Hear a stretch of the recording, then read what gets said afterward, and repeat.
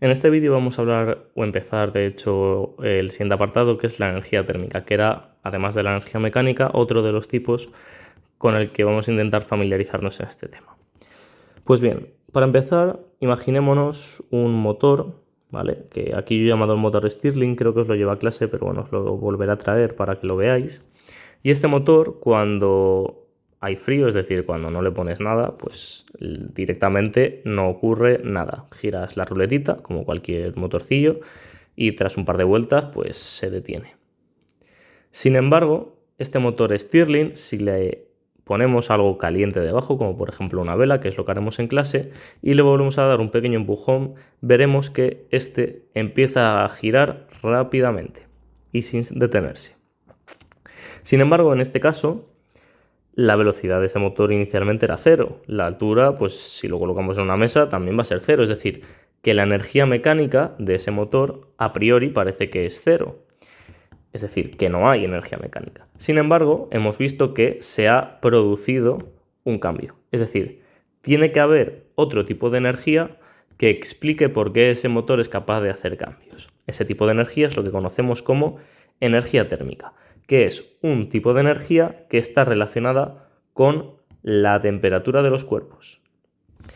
Así que vamos a revisar en el primero de estos subapartados qué es la temperatura. En el tema 2 vimos que la temperatura simplemente era una magnitud que medía lo rápido que se mueven las partículas de un sistema, ¿vale?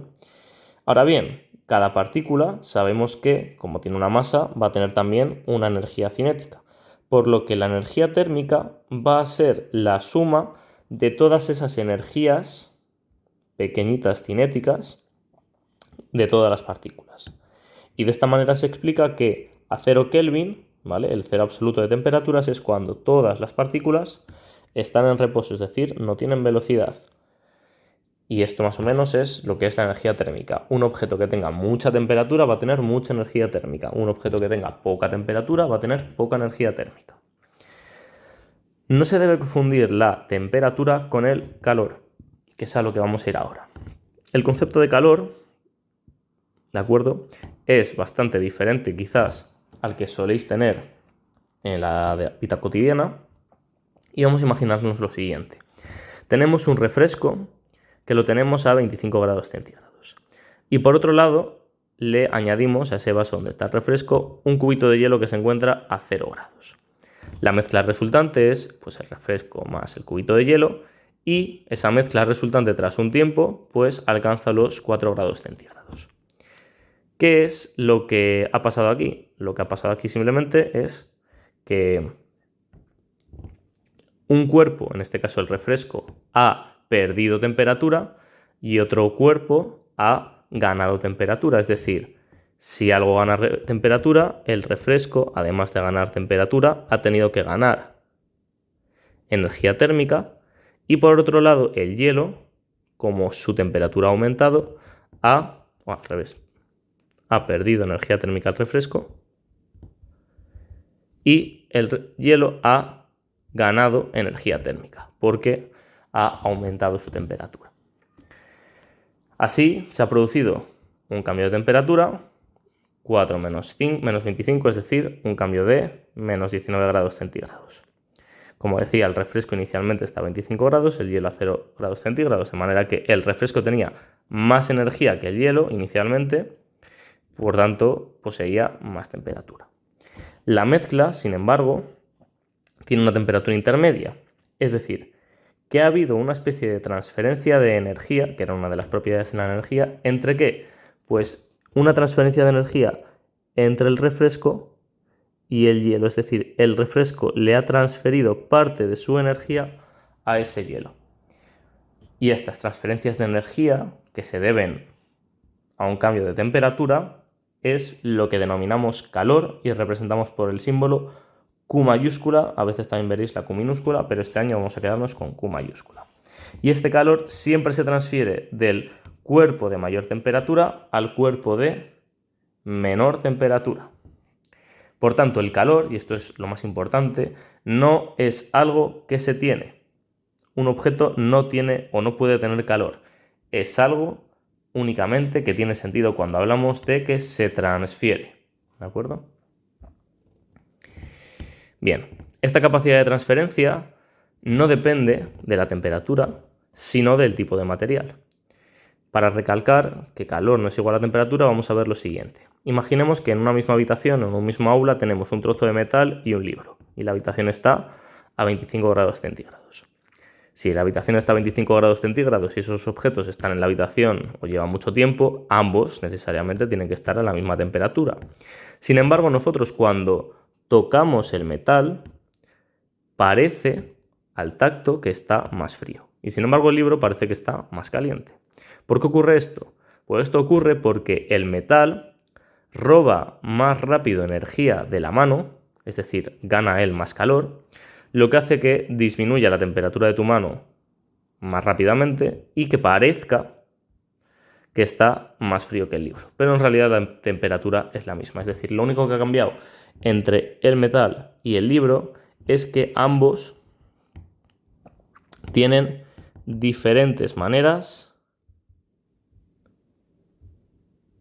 de transferir la energía en forma de calor.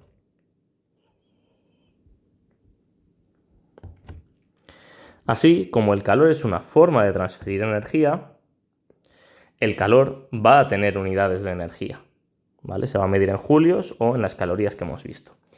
Y así, o en este contexto, tiene más sentido cómo se ideó la unidad de caloría. La unidad de caloría, es decir, una caloría, simplemente se definió como el calor, es decir, la energía necesaria para que 1 gramo de agua aumentara su temperatura 1 grado centígrado. Es decir, ¿cuánta energía necesito aplicar a 1 gramo de agua para que subas 1 grado centígrado tu temperatura? Pues eso es la definición de caloría. En contextos como, por ejemplo, productos alimentarios, cuando cojáis cualquier producto, ya sea patatas, legumbres, carnes, vais a ver que está expresado todo en kilocalorías. ¿Qué es una kilocaloría? Pues el prefijo K hemos visto que significa o indica 1000. Por tanto, una kilocaloría son 1000 calorías. Y lo que ya hemos visto del otro factor de conversión, de que una caloría son igual a 4,18 julios. Bien, el calor o la energía térmica puede transferirse en forma de calor a través de 3 mecanismos distintos, que más o menos seguro que estáis familiarizados un poco con ellos. El primero es el más obvio, por así decirlo, es la conducción. La conducción se da por contacto directo entre distintos cuerpos y lo necesario es que estos cuerpos estén a diferente temperatura. Imaginamos simplemente una olla en la que tenemos agua o lo que queráis y ponemos a calentarlo en un fuego. Si la temperatura 2 es mayor que la temperatura 1, va a haber esta transferencia de calor, que es lo que indico con la flechita, ¿vale? Esa flechita roja es el calor que se transfiere desde el cuerpo 2 hasta el 1. Ejemplos de conducción, pues lo que he dicho, calentamiento de ollas. A veces también los mangos de esas ollas por conducción, como la olla está caliente, se transfiere al mango, si no es de muy buena calidad, ¿vale? Y de un montón de procesos más. Después tendríamos la convección. ¿Qué es la convección? Pues la convección únicamente se da en fluidos, ya sean gases o líquidos, que cuando partes se calientan más que otras, algunas de sus partículas se van a mover más rápido y se van a mover hacia arriba, desplazando la parte que tiene una menor temperatura y por tanto haciendo que ésta se caliente. Es decir, la convección se debe a que se ha producido un transporte de materia, ¿vale? Esto más o menos es, tenemos aquí una parte caliente, la parte caliente asciende hacia arriba y la parte que está arriba y que en principio estaba más fría es desplazada por esta parte caliente y va para abajo calentándose y se producen estas corrientes de convección que a lo mejor el año pasado en biología y geología las estudiasteis porque es lo que da lugar a corrientes marinas, a un montón de flujos, ¿vale? Así, además, por convección también se calientan líquidos en las ollas, ¿vale? Toda la parte del líquido no está en contacto con el fuego, sin embargo, debido a que se producen estas corrientes de convección, todo el líquido se calienta de una forma un poco más homogénea. Los aires acondicionados tienen este mismo funcionamiento, los radiadores y en verano, ahora que llega, las brisas que se conocen como diurnas y nocturnas, porque hay mucha diferencia entre el día y la noche. También si habéis visto alguna lámpara de estas de lava, que es como que tú lo pones a calentar y parece que hay como una especie de plasma o fluido dentro, también funcionan por convección. En último lugar tendríamos la radiación. La radiación se produce sin necesidad de que haya ni contacto ni transporte de materia y es el tipo, por así decirlo, más especial de transmisión de calor, ¿vale? Porque es como un mecanismo a priori desconocido y a este nivel nos vamos a quedar aquí, ¿vale?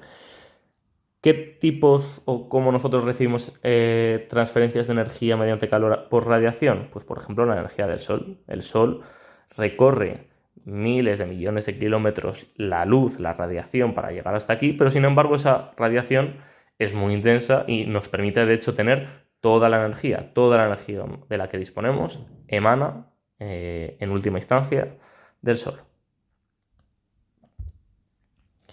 Bien, vamos a ver los efectos del calor, porque una cosa es ver pues, de qué modos puede transferirse la energía en forma de calor y otro, qué efectos produce este calor. Cuando un cuerpo absorbe o cede energía pueden darse diferentes situaciones, en concreto dos. Puede o bien dilatarse o contraerse, es decir, debido a que los materiales están hechos de partículas, cuando las partículas tienen mayor temperatura, es decir, mayor velocidad, los materiales se van a dilatar. ¿Por qué? Pues porque esas partículas se moverán más rápido y pues irán o tirarán del objeto del sistema mucho más.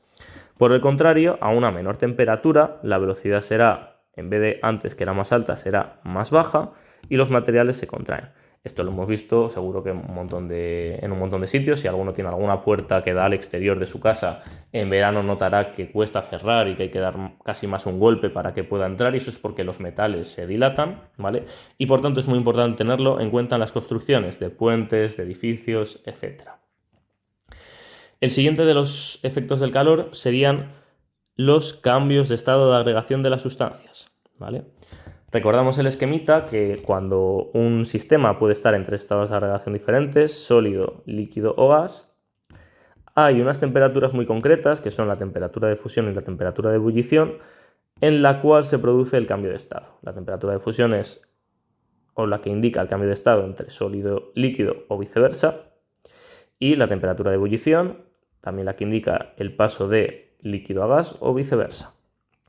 A medida que aumenta la temperatura, la energía térmica aumenta y por tanto, en una misma sustancia, un gas tendrá más energía térmica que un líquido y un líquido tendrá más energía térmica que un sólido.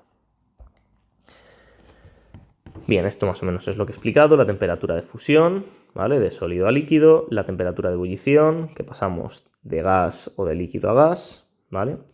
Y lo que ocurre, una cosa que sí que esto ya es novedoso, es que mientras se produce el cambio de estado, porque el cambio de estado no pasa de repente todo el agua, o cuando tú metes al congelador al agua a 0 grados centígrados, el agua no se convierte ipso facto en hielo, sino que tiene que esperar un proceso. Pues bien, mientras se produce este proceso, mientras se está produciendo el cambio de estado, un resultado inesperado, pero que se comprueba experimentalmente, es que la temperatura del sistema no cambia y permanece constante durante todo el cambio de estado.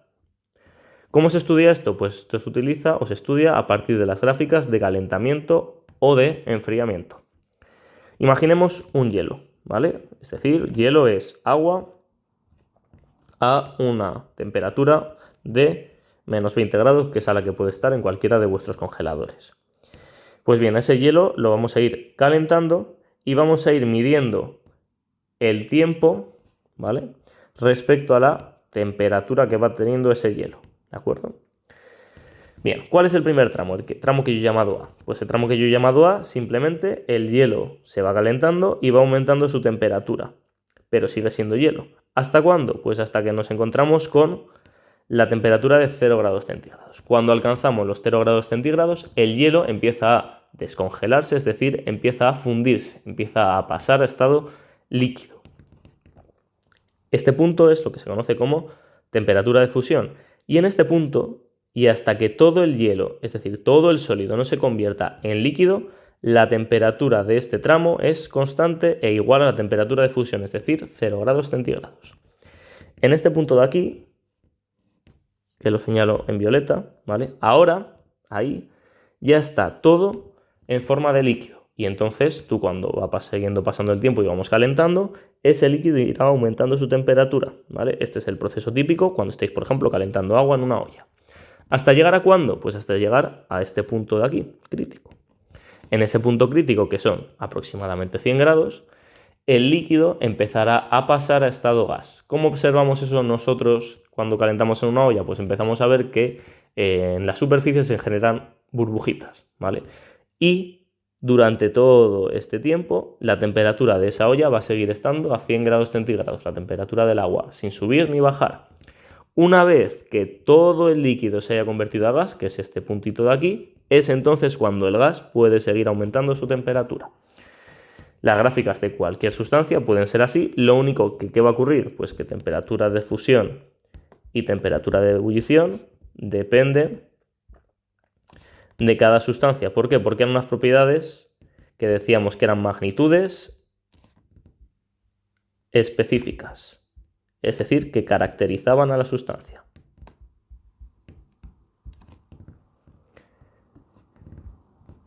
Bien, esto más o menos es lo que he explicado, ¿vale? En la parte A el hielo se calienta, que es esta de aquí, la A. En la parte B el hielo va pasando a estado líquido, ¿vale? Sin que la temperatura aumente, es decir, manteniendo la temperatura constante de 0 grados centígrados.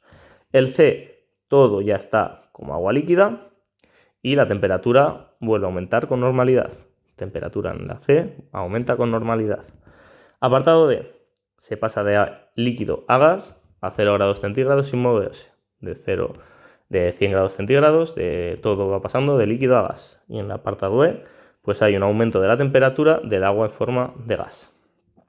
Este proceso sería parecido si en vez de calentar hubiéramos enfriado, que es lo que estaba diciendo, simplemente iríamos de arriba abajo. ¿Y dónde se utiliza mucho esto? Pues esto se utiliza en una técnica de cocina que se llama el baño María, que se utiliza básicamente, entre otras cosas, para cocinar, por ejemplo, flanes o determinados chocolates, que tú lo que no quieres es alcanzar temperaturas muy grandes, quieres que como máximo alcancen 100 grados centígrados y de esta manera, si te aseguras que está ebulliendo, pues sabes que no vas a pasar de 100 grados centígrados. De manera que las cosas que hagas de cocina pues no se te van a quemar.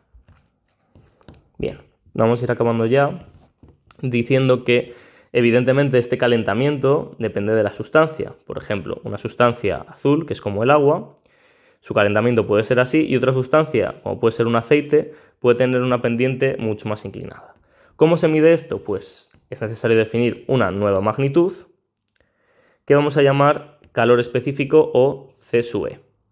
Este calor específico lo que va a darnos es medir la energía en julios que tenemos que suministrar a 1 kilogramo de esa sustancia para que esta sustancia cambie su temperatura 1 grado centígrado.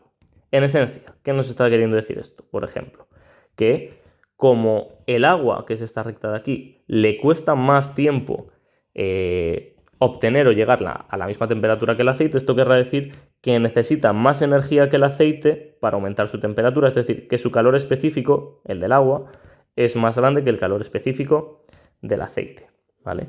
Por eso, las zonas que tienen mucho agua, por ejemplo las costas, tienen unas temperaturas mucho menos extremas, no suele haber, por ejemplo, 35 o 40 grados, que las temperaturas de interior, porque el agua del mar aplaca esa energía extra. O incluso las zonas verdes, de césped, árboles, lo mismo, como los árboles tienen mucho agua, las zonas cuando en verano vais a un sitio que tiene césped o que tiene árboles, veréis que la temperatura ahí es mucho más agradable que si estuvierais pues, en el asfalto, por así decirlo. Y ahora sí que sí, para acabar este vídeo vamos simplemente a resolver estos 3 ejercicios de la ficha. En el primero nos dice que tenemos 3 recipientes iguales que tienen la misma cantidad de sustancia, que son agua, alcohol y mercurio, y que se colocan en 3 focos de calor idénticos, ¿vale? Los datos que nos dan son los calores específicos de cada uno de esos compuestos y nos preguntan que ¿cuál de los 3 recipientes alcanzará antes 50 grados centígrados? Pues bien, primero definimos el calor específico, que es lo que acabamos de ver, y ahora, ¿qué tenemos que razonar? Pues tenemos que razonar que tardará menos aquel que tenga un calor específico más bajo, es decir, que necesite menos energía para aumentar su temperatura. ¿Cuál es el que necesita menos energía para aumentar su temperatura? Pues el mercurio. Después, ¿quién? El alcohol y por último el agua. Por tanto, el orden será que primero alcanzará esa temperatura el mercurio, después alcanzará esa temperatura el alcohol y por último esa temperatura la alcanzará el agua. El ejercicio 14 es que dibujemos la gráfica de enfriamiento de una sustancia que inicialmente está a 130 grados centígrados y que disminuye y se enfría hasta 0 grados centígrados. Y nos dan como dato que la temperatura de fusión es de 10 grados centígrados y la de ebullición es de 120. Y nos pregunta el estado de agregación a los 100. Ponemos los datos, indicamos que a estas dos temperaturas debe haber líneas horizontales porque la temperatura no cambia durante los cambios de estado, y ponemos una gráfica en la que el eje de las Y es la temperatura y el eje de las X es el tiempo. El tiempo no hace falta indicarlo, es una gráfica cualitativa. Lo importante es la temperatura. Empezamos en 130 y a partir de aquí todo tiene que ir bajando porque es un enfriamiento, ¿vale? Todo va para abajo. ¿De qué manera va para abajo? Pues para abajo va de la siguiente manera. Primero tenemos que llegar a la temperatura de ebullición, que es 120. Disminuimos. En 120 se mantiene en 120 hasta que todo ha pasado a estado líquido. Una vez llegado al líquido, el líquido empieza a enfriarse y cuando llegamos a la temperatura de fusión es entonces cuando todo el líquido se empieza a transformar en sólido, hasta que todo se ha convertido en sólido y el sólido puede seguir enfriando su temperatura. De manera que aquí podemos indicar que esto es la temperatura de ebullición, esa de ahí, y esta de aquí, la temperatura de fusión, que son los datos del ejercicio. Sabiendo esto, entonces podemos decir que de 130, o mejor dicho, de 120 para arriba, todo esto, el estado de agregación de la sustancia es gas. Entre 120 y 10 grados centígrados el estado de agregación es líquido y de 10 grados centígrados para abajo el estado de agregación es sólido. De esta manera, a 100 grados centígrados, ¿dónde se encontrará? Pues 100 grados centígrados pilla más o menos por esta zona, de manera que a 100 grados centígrados la sustancia será un líquido.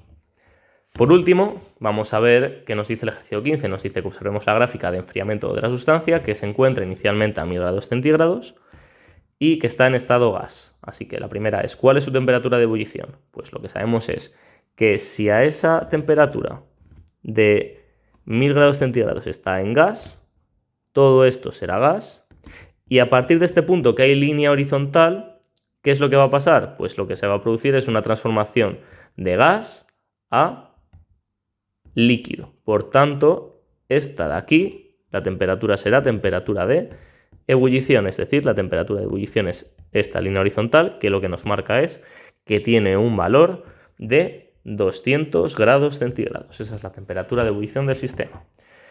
Y la parte B simplemente nos dice, mirando a la gráfica, que digamos el estado de agregación en diferentes tiempos, 5, 12 y 18 minutos. Pues simplemente cogemos 5 minutos. A los 5 minutos el estado o la temperatura es esta de aquí, 600. A 600, ¿cómo es el sistema? Pues está en estado gas. El siguiente tiempo, a 12 minutos. Pues miramos dónde están 12 minutos, que más o menos está por aquí. De manera que en ese punto la temperatura del sistema son 200 grados. Por tanto, a 12 minutos el sistema estará como gas o como líquido. Y en última instancia tenemos a 18 minutos. 18 minutos estamos más o menos por aquí. A los 18 minutos lo que es claro es que el estado de agregación es líquido porque estamos por debajo de la temperatura de ebullición. Así que nada, esto sería todo sobre la energía térmica.